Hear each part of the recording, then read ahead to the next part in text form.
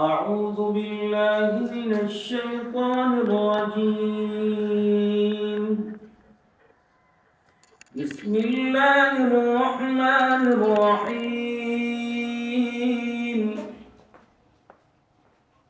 يا بني إسرائيل اذكروا نعمتي التي أنعمت عليكم وأني فضلتكم على العالمين.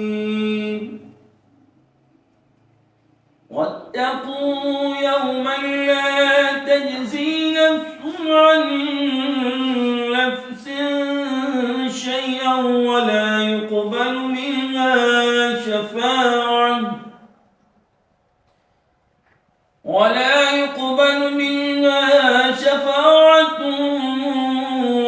يؤخذ منها عدل ولا هم ينصرون.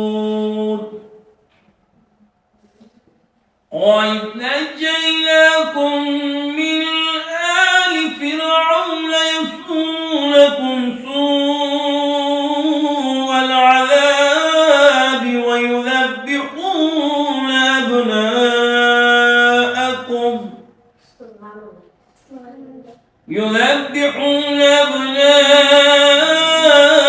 أبناءكم ويستحيون نساءكم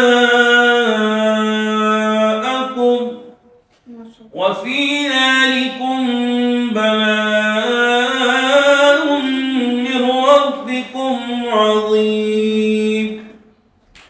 وإذ فرقنا بكم البحر فأنجيناكم وأغرقنا آل فرعون وأنتم تنظرون. صدق الله